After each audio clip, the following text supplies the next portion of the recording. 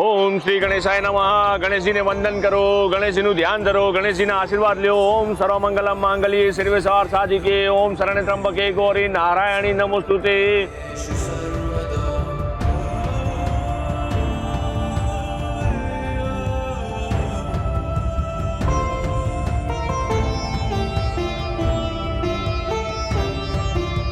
કન્યાના મામી છેડાછેડી બાંધવા માટે પધારો.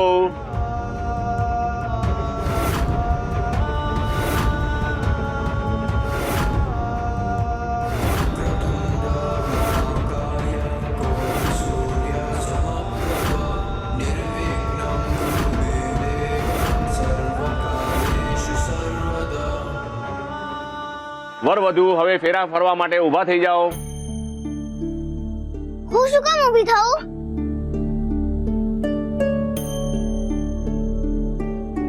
બેટા, વર અને વધુ બંને સાથે જ ફેરા ફરવાના હોય, માટે બંને જણા સાથે ઊભા થઈ જાઓ.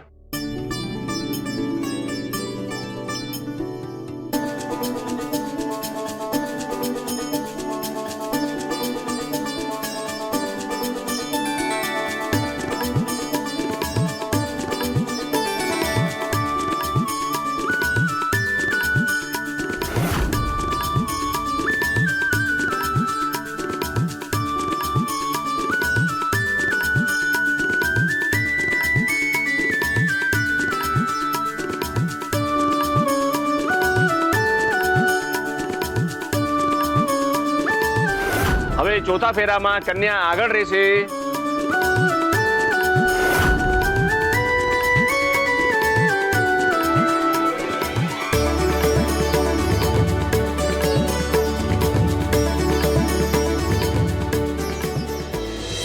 ફેરા સંપૂર્ણ થયા. હવે વર કન્યા એકબીજાને હાર પહેરાવશે.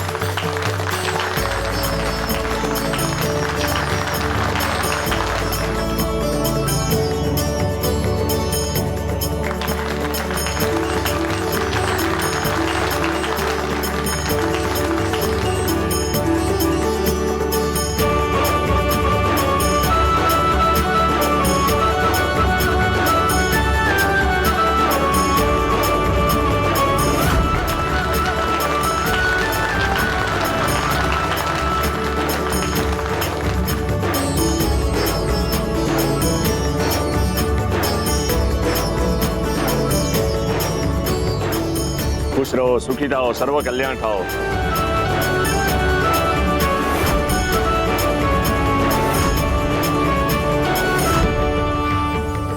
શ્રીવણ મામાના પગે લાગો.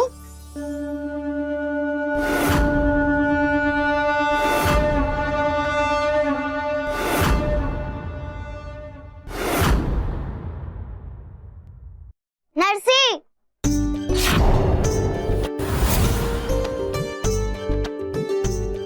માણેક, આમ તારાથી નામ દઈને ન બોલાવાય. તો શું કહીને બોલાવું? એ કહું છું સાંભળો છો એમ કહીને બોલાવ, સમજી? ભલે. એ કહું છું સાંભળો છો?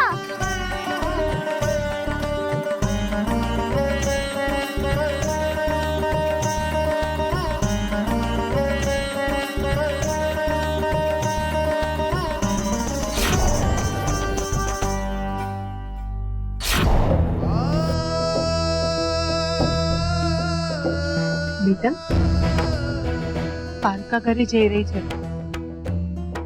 જરાય તોફાન ના કરતી. ઘરમાં બધા જેમ કે ને એમ જ કરજે અને પાની સેવા કરજે. અને ઝવેરબેન જોડે કોઈ જીભાજોડી ના કરતી.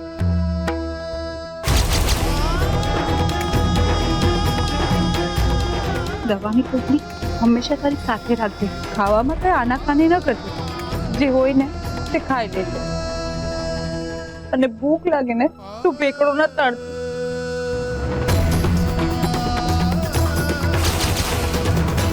ભલે.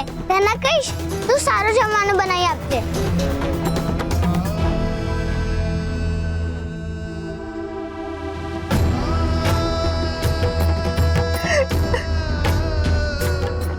હવે ચાલ, માં ને બાપુ હવે તારી સાથે નહીં હોય હો.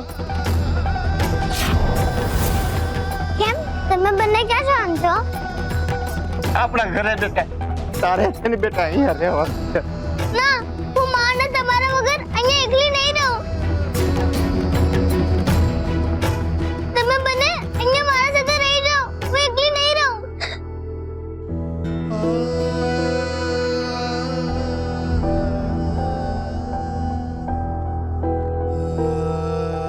માણેક બહુ તમને અહીંયા રાખીએ છીએ ઓછું છે કે હવે તમારા મા બાપને પણ અહીંયા રાખીએ? માણેક બેટા, જે છોકરીના લગ્ન થાય ને એ પોતાના મા બાપને છોડીને સાસરે જ રહે. એના માટે સાસરું જ પોતાનું ઘર થઈ જાય. એના પણ લગ્ન થયા છે, એ કેમ નથી જતો એની બાને છોડીને? આને તો જીભડે ડામ દેવો પડશે. સવાલ પત્તા જ નથી.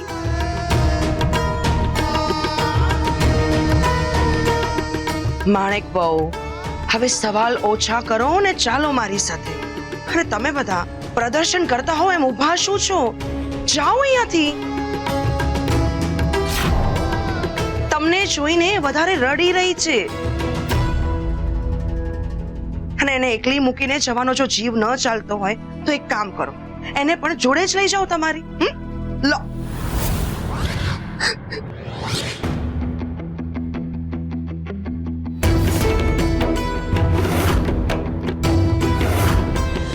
નરસિંહ, તું કેમ રડે છે? માણેકને જોઈને મને પણ રડવું આવી ગયું. બાપુ, માં, મને છોડીને નહીં જાઓ, હું તમને નહીં જવા દઉં.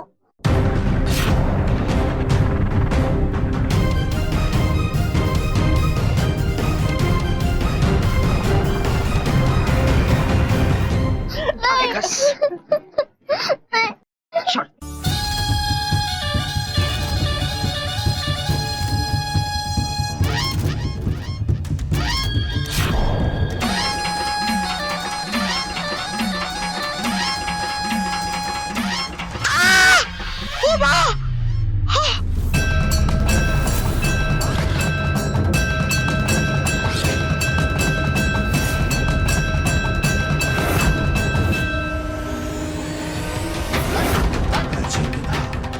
લઈ જાઓ ને.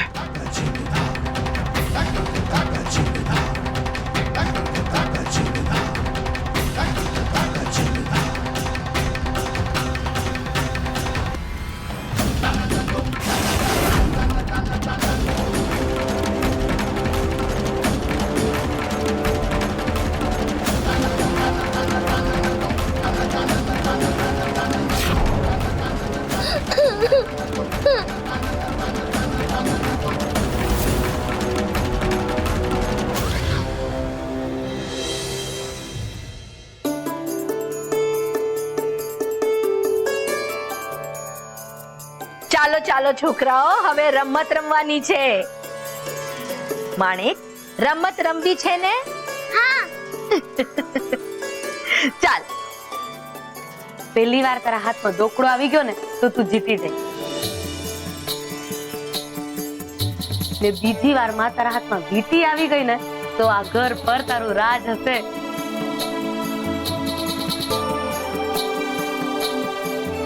તારે નરસિંહને હરાવવાનો છે. મોટા ભાઈ, માણેક જીતશે.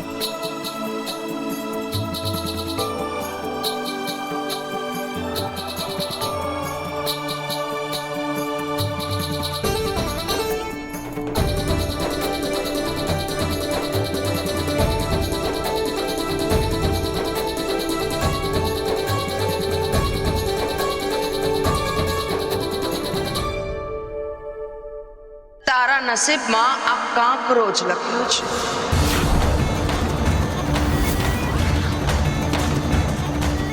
માણેક, તું હારી ગઈ. તું જીતી ગઈ.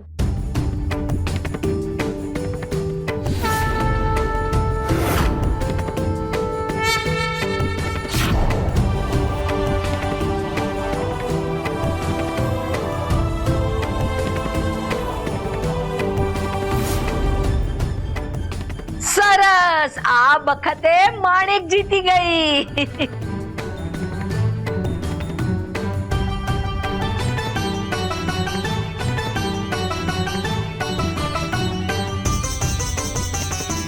આ વખતે આ જીતી ગયો.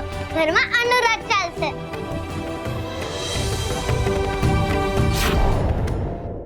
બાપ, આ તો કપટ કહેવાય. કપટ નહીં, કાળજી કહેવાય. બંનેને એટલું તો સમજાય છે કે જો જીવનમાં એકની હાર થાય તો પોતાની કરી લેવાની, જેથી હારનું દુઃખ ઓછું થઈ જાય અને બીજાની જીત થાય તો વહેંચી લેવાની, જેથી ખુશી બમણી થઈ જાય. આ ફક્ત છોકરાઓ માટે નહીં પણ આપણા માટે પણ સમજવા જેવો દાખલો છે. જો બેટા, આ રમતમાં હાર જીત તો મજાની દ્રષ્ટિએ જોવાય છે, પણ ખરેખર તો આ રમતનો ઉદ્દેશ એ છે કે તમે બંને હવે સંસાર સાગરમાં ડૂબકી મારી છે. તમારે જ તમારા સંસારનું મંથન કરવાનું છે. એ મંથન કરતી વખતે જે હાથ લાગે એને ખુશી ખુશી સ્વીકારી લેવાનું છે. એટલે ક્યારેક હાથમાં સોનું પણ આવે, ક્યારેક કોડી પણ આવે, ક્યારેક કાકડો પણ આવે અને ક્યારેક કોઈ પણ ના આવે. સમજાયું? હા. મારા મનને શાંતિ થઈ. બંને આ રમતમાં જે રીતે એકબીજાને સાચવ્યા એ જ રીતે જીવનમાં એકબીજાને સાચવશે, કાળજી લેશે, ધ્યાન રાખશે અને એકબીજાની પડખે ઊભા રહેશે.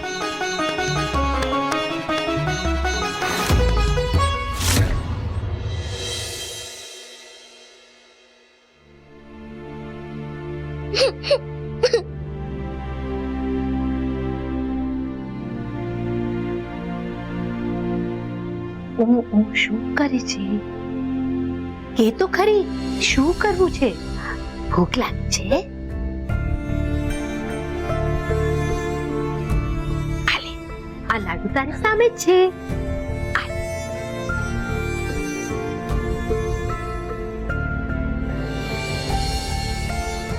માં યાદ આવે છે.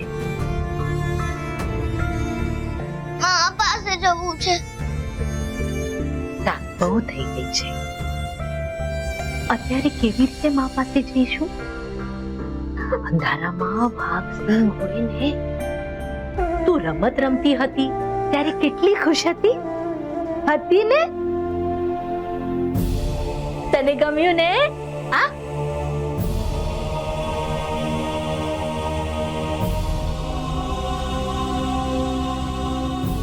તું રડે છે તો નરસિંહ પણ દુખી થાય છે. હું જ્યારે દુઃખી થતો ત્યારે બા મને વાર્તા સંભળાવતા. માણી, તારે વાર્તા સાંભળવી છે? બા મને સરસ વાર્તા સંભળાવે છે. એમની પાસે જવું છે. મને કોઈ મા પાસે નથી લઈ જતા. જા, તમારી સાથે નથી વાત કરતી.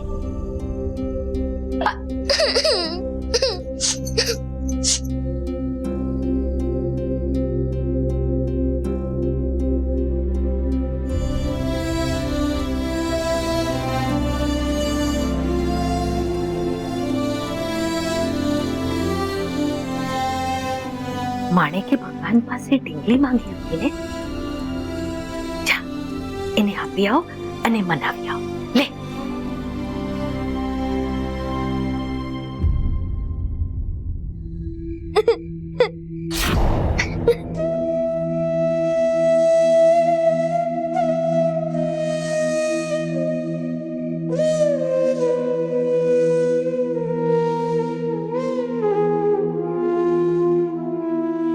અહીંયા બેઠી છે. હું તને આખા ઘરમાં શોધી વળ્યો.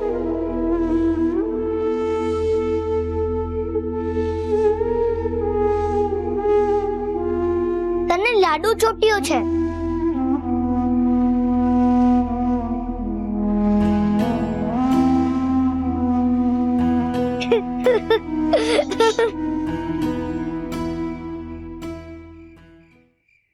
ગાલ પર ચોટ્યો છે. આ પોતાને શું કામ મારે છે? લાડુ ચોટ્યો છે. એ તો આ બાજુના ગાલ પર છે. લે તું કાઢી લે, મને વાગે છે.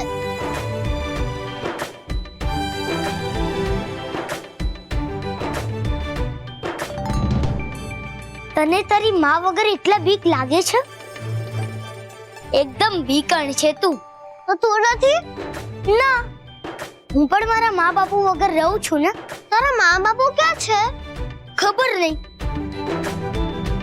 હું જ્યાંથી સમજતો થયો ત્યારથી હું બા પાસે જ છું. એમ તો આપણને કોઈની યાદ આવતી હોય તો ભગવાનને કેવી રીતે કહેવાનું કે અમને એમની સાથે મેળવી દો? ઊંચા આકાશમાં જો ત્યાં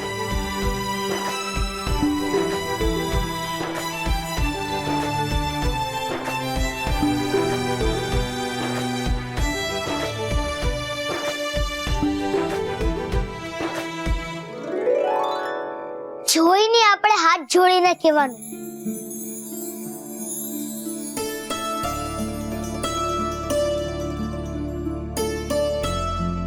તે ભગવાન પાસે ઢીંગલી માંગી હતી ને, જો ભગવાને તને આપી.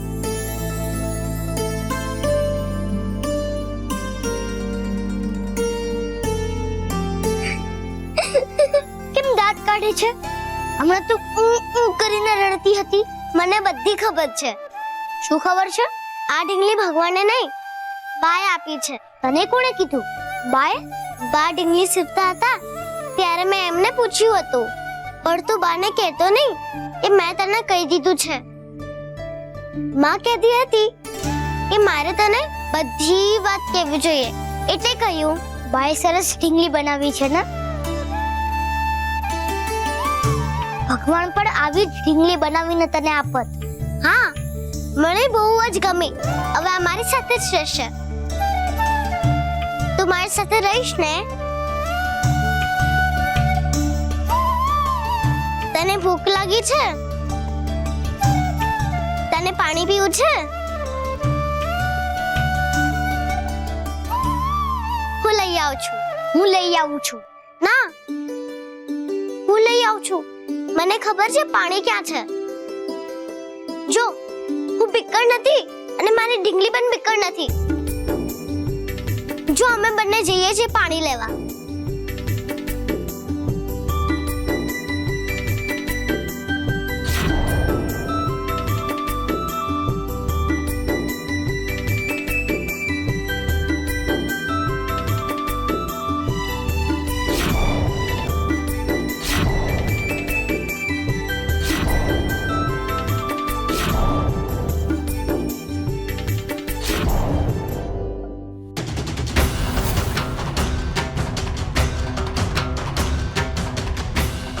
મેં આની સોનાની સેર છીનવી લીધી હતી, એટલે આ છોકરીના મા બાપે સેર પાછી મેળવવા માટે કાળો જાદુ કર્યો છે. એટલે જ મને સોનાની શહેરમાં સાપ દેખાયો. ઉપરથી આ દોઢીએ હજી ઘરમાં પગ નહોતો મૂક્યો અને મને બચકો ભર્યો. પણ આને ખબર નથી, વેર વિના વળે નહીં એ જ હવે. આને તો હું બરાબરનો પાઠ ભણાવીશ.